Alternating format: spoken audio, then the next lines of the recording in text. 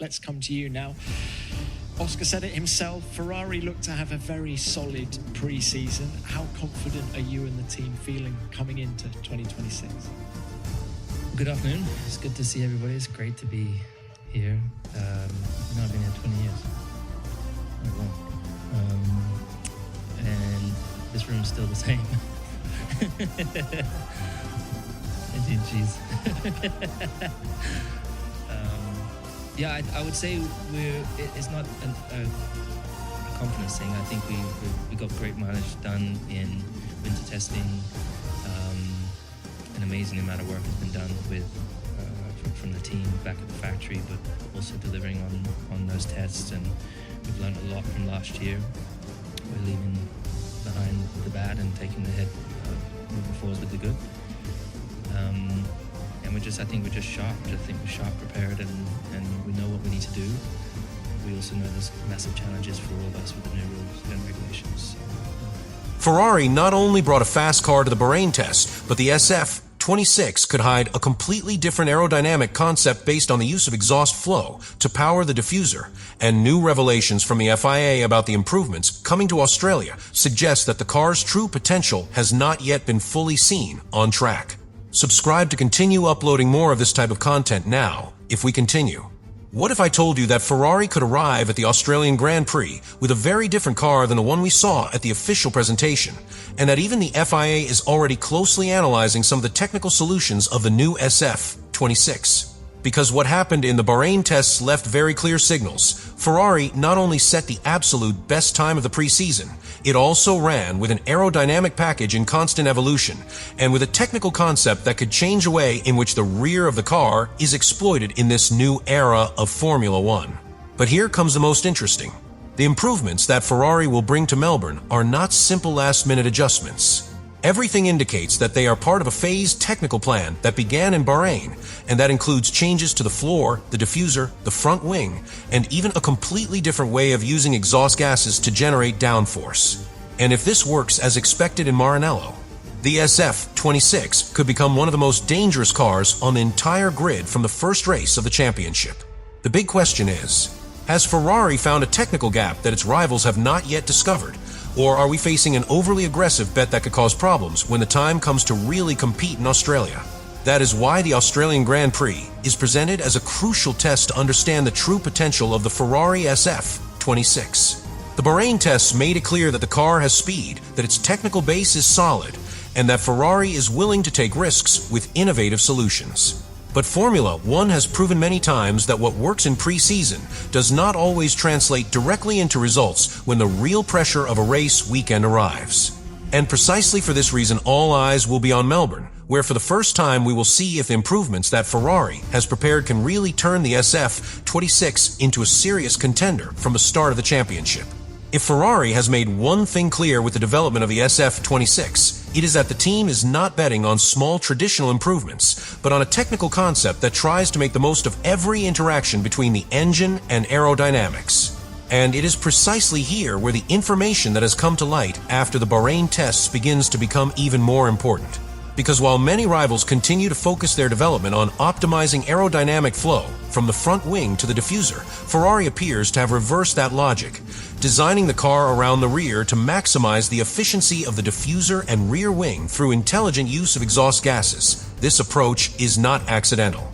In modern Formula One, the rear area of the car is one of the places where greater downforce can be generated without penalizing the top speed too much, as long as the airflow is energized and stable. Ferrari has tried to achieve just that by using the engine gases to reinforce the flow through the diffuser. When that flow arrives with more energy, the air expands more efficiently under the car, generating more downforce and improving cornering grip. According to the information that has been discussed around the SF26 project, this solution could contribute around 0.2 per lap when the system works in its most aggressive configuration, a gain that in Formula One terms is enormous. But implementing such a concept is not easy. For it to work correctly, Ferrari has had to work simultaneously on several areas of the car. One of them is the power unit, where there is talk of unconventional internal solutions designed to withstand higher combustion pressures. This would allow the use of more aggressive engine maps that generate a more powerful flow of exhaust gases, something essential to feed the aerodynamic system that the team is trying to exploit. In other words, the engine not only serves to produce power, but also to directly influence the aerodynamic behavior of the car. Added to this integration between engine and aerodynamics is the work carried out on the floor and the diffuser. As seen in Bahrain, Ferrari has already tested an updated version of the diffuser that extends its surface to the limit allowed by the regulations. This type of design seeks to maximize the volume of air that can expand under the car, which increases the car's ability to generate downforce from the ground. The challenge is to do it without causing turbulence that destabilizes the car, especially when the air flow is altered by traffic on the track. Here appears one of the biggest challenges for Ferrari. Although the SF26 has proven to be fast in clean conditions during testing, there are still questions about how it will perform when it has to run behind other cars. Dirty air can significantly alter the aerodynamic flow, reaching the diffuser, and if the SF26 concept depends so much on keeping that flow energized, any disturbance could affect its racing performance. This is precisely one of the aspects that Ferrari needs to understand better before the Australian Grand Prix. Another factor that is still under analysis is the energy management of the new hybrid system. Under the current regulations, teams must carefully balance the use of electric energy and combustion engine power. If Ferrari is using more aggressive engine maps to fuel its aerodynamic concept, it will also need to ensure that the hybrid system can handle that demand without compromising efficiency throughout the race. This makes the development of the SF26 a delicate balance between absolute performance and energy sustainability throughout each stint. And precisely for all this, the improvements that Ferrari will bring to the Australian Grand Prix could be crucial to consolidate this concept. The updates planned for Melbourne are not limited to a single component, but are part of a complete package that seeks to perfect the interaction between floor, diffuser, wings, and exhaust flow. The team's intention is to refine the aerodynamic behavior of the car so that all these parts work as an integrated system, something that could unlock the true potential of the SF26 that, if Ferrari gets everything working as its engineers hope, the SF26 could become one of the most aerodynamically efficient cars on the grid. But if the concept proves too sensitive to track conditions or race traffic, the team could find itself with a car that is extremely fast in qualifying but much more difficult to manage in a full Grand Prix. And it is precisely here where this whole story begins to converge into a single question. How prepared is the Ferrari SF26 really to show its true potential at the Australian Grand Prix? Because after everything seen in Bahrain, what seems clear is that Ferrari has not simply built a fast car, but an extremely ambitious development platform that could still be far from showing its final form. The testing program in Sakir left important clues about this strategy. The multiple parts introduced during testing, progressive changes to the floor, diffuser, and front aerodynamic elements, along with the integration of a new engine specification, indicate that the team has been systematically collecting data to refine the package that will debut in Melbourne.